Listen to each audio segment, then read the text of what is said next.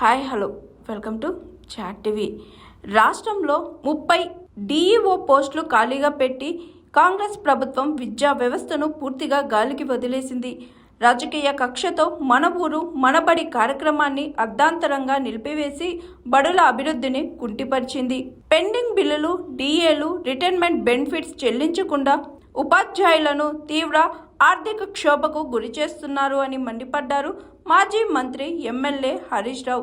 సిద్దిపేట రెడ్డి సంఘంలో ఏర్పాటు చేసిన జిల్లా విద్యాశాఖ అధికారి శ్రీనివాస్ రెడ్డి గారి పదవి విరమణ కార్యక్రమానికి ముఖ్య అతిథిగా హాజరైన హరీష్ రావు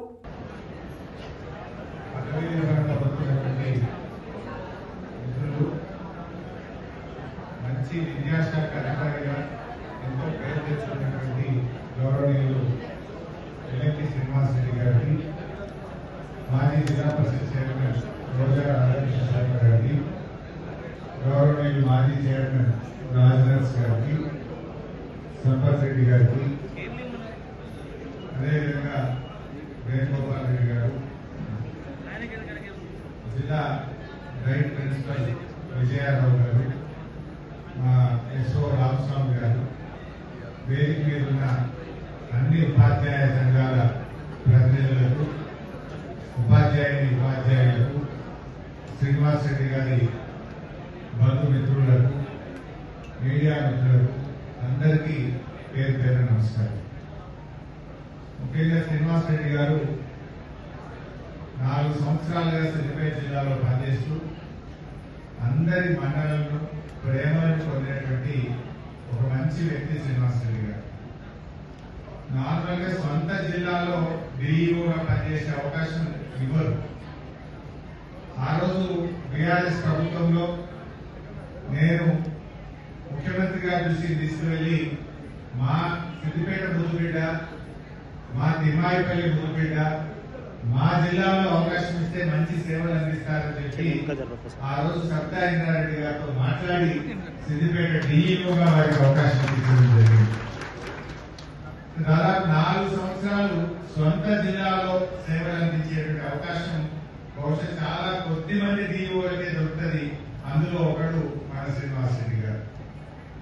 ఇంకా గొప్ప విషయం ఏంటంటే నాకు ఆయన మీద ఎందుకు ఎక్కువ ప్రేమ అంటే 10వ తరగతి పరీక్షా ఫలితాల్లో మా సిద్దిపేట జిల్లా ఫస్ట్ ఉండాలి, మంచి మార్కులు రావాలి, మంచి ర్యాంకు రావాలి సిద్దిపేట జిల్లాకని ఎవ్రీ ఇయర్ నేను ప్రయత్నం చేస్తూ ఉంటాను.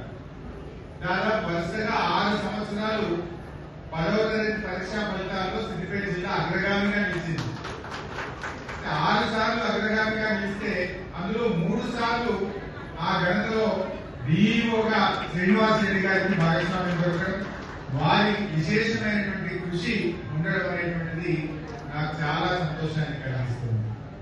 వారు ఎంతో పట్టుదలతో ఎవరి మనసు కూడా నొప్పించకుండా అటు విద్యాశాఖ అధికారులతో కానీ, ఉపాధ్యాయులతో, ప్రధాన ఉపాధ్యాయులతో, ప్రజాప్రతినిధులతో అందరితో కూడా కలిసిమెలిసి పనిచేస్తున్నారు.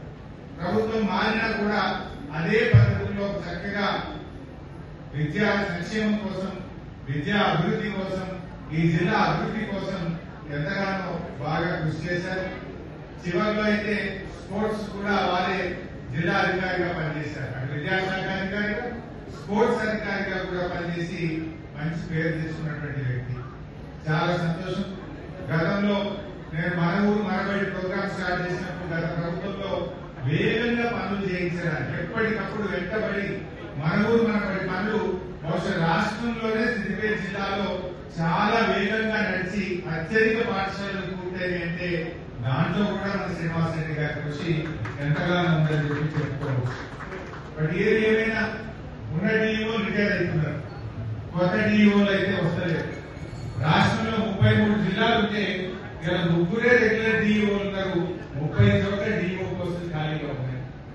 బాగా కలిగేది ఏంటంటే ప్రభుత్వం జాయింట్ కలెక్టర్లను, అడిషనల్ కలెక్టర్లను డిఈఓగా పెడతా ఉన్నారు. అసలు విద్య మీద వాళ్ళకి ఏం అవగాహన ఉంటుంది? ఒక అడిషనల్ కలెక్టర్ జిల్లాకు వస్తాడు, ఆయన ఉండే అనేకమైన బాధ్యతల్లో విద్యాశాఖ ఒక బాధ్యత పెడుతున్నారు. ఏ రకంగా విద్యాశాఖను ఆయన అర్థం చేసుకోగలుగుతాడు? ఏ రకంగా ఉపాధ్యాయులతో ఆ వ్యవస్థను నడిపించగలుగుతాడు అనేది ప్రభుత్వం అర్థం చేసుకోవడం లేదు. చాలా జిల్లాల్లో జడ్పీ సీఈఓలను, అడిషనల్ కలెక్టర్లను ఐఏఎస్ అధికారులను డీఈఓగా పెట్టడం ద్వారా చాలా ఇబ్బందులు వస్తా ఉన్నాయి. రెగ్యులర్ డీఈఓ నియామకం జరగక చాలా రకాల సమస్యలు కూడా ఈరోజు వస్తా ఉన్నాయి. ప్రభుత్వం కూడా ఆలోచించి వెంటనే రెగ్యులర్ డీఈఓలను నియమితం చేయాలని చెప్పి కూడా నేను సందర్భంలో కోరుతా ఉన్నాను. మరి అదేవిధంగా మనకు స్కావెంజర్ ఇస్తున్నామన్నారు కానీ గత సంవత్సరం 4 నెలల డబ్బులు రాలేదు, ఈ సంవత్సరం 4 నెలల డబ్బులు రానటువంటి పరిస్థితి. ముఖ్యంగా ఈ భగవంతుల మీద పడుతుందంటే ప్రధాన ఉపాధ్యాయుల మీద, మా ఉపాధ్యాయుల మీద పడుతున్నటువంటి పరిస్థితి. మన ఊరు మనబడి అర్ధాంతరంగా ఆపడం ప్రత్యామ్నాయం లేదు. ఒక పేరు మార్చుకో దాంట్లో ఎవరి లేదు, మన ఊరు మనబడే ఉంది.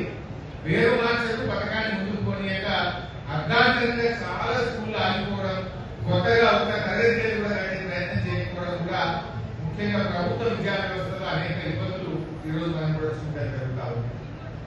ముఖ్యంగా ఉపాధ్యాయులు కూడా ఎంతో కాలంగా పెండింగ్ ఏరియాస్ విషయంలో కానీ డిఏల విషయంలో కానీ అనేక ఇష్యూస్ తో కూడా సతమతం అవుతున్న పరిస్థితి ఉన్నది. రిటైర్డ్ ఉపాధ్యాయుల పరిస్థితి అయితే ఇంకా చెప్పనక్కర్లేనటువంటి పరిస్థితి. బట్ ఏది ఏమైనా మా శ్రీనివాస్ రెడ్డి గారు రిటైర్ అవుతున్నారు, ఆయన వస్తే పైసలు నాకు ఏ కమిట్మెంట్ పెట్టుకున్నాడో, బిడ్డ పెట్టుకున్నాడో, కొడుకు పెట్టుకున్నాడో, ఇల్లు కట్టుకునే ఆలోచనలో మరి అది ఎన్ని ఏళ్ళకి వస్తే తెలియని పరిస్థితి ఏర్పడదు. బట్ ఏది ఏమైనా మంచిగా పనిచేసింది శ్రీనివాస్ రెడ్డి గారు. చాలా మంచి అధికారిగా అందరి ప్రేమ అభిమానాలు చూరగొన్నారు. ఆయన అదృష్టం కొత్త జిల్లాలు ఏర్పడి సిద్దిపేట జిల్లా కాకుండా ఆయన డీఓ అయ్యే అవకాశం తక్కువ. పాత 10 జిల్లాలు ఉంటే ఎక్కడ అవకాశం ఉంటుంది? 33 జిల్లాలు కావడం వల్ల చాలా మందికి డీఓలుగా పనిచేసే అవకాశం దొరికింది. క్లోజ్ మానిటరింగ్ దొరికింది. దగ్గరగా విద్యా వ్యవస్థను బాగు చేయడానికి అవకాశం దొరికింది. అట్లా శ్రీనివాస్ రెడ్డి గారు చాలా బాగా పనిచేసి మంచి ప్రేమ పొందారు. అయితే ఆయన చూస్తే మనిషిని చూస్తే 60 నిండినట్టయితే కనబడతలేడు, 50 దగ్గరే కనబడుతున్నాడు. ఏం కనబడుతున్నాడు? అదే పదవికి విలువ ఉండొచ్చు కానీ సేవకు విలువ ఉండదు. ఇంకా బాగా మంచిగా ఈ ప్రాంతంలో వారి సేవలు అందిస్తారని ఆశిస్తా ఉన్నా. మరి ఖానాపూర్లో పుట్టి పెరిగిండు, తిమ్మాయిపల్లి ముద్దుబిడ్డ, సిద్దిపేట జిల్లాకు సేవలు అందించి ముఖ్యంగా మన సిద్దిపేట నియోజకవర్గానికి ఎంతో ఆత్మీయత పొందినటువంటి వ్యక్తిగా ఆయన భవిష్యత్ అంతా కూడా ఇంకా మంచిగా ఉండాలని, ఆయురారోగ్యాలతో మంచి ఆరోగ్యంతో నిండు నూరేళ్లు చల్లగా ఉండాలని ఆ భగవంతుని ప్రార్థిస్తూ అందరికీ నమస్కారం. Hi, this is Swathi. Like చేయండి, షేర్ చేయండి, కమెంట్ చేయండి అండ్ సబ్స్క్రైబ్ చేయండి GRTV.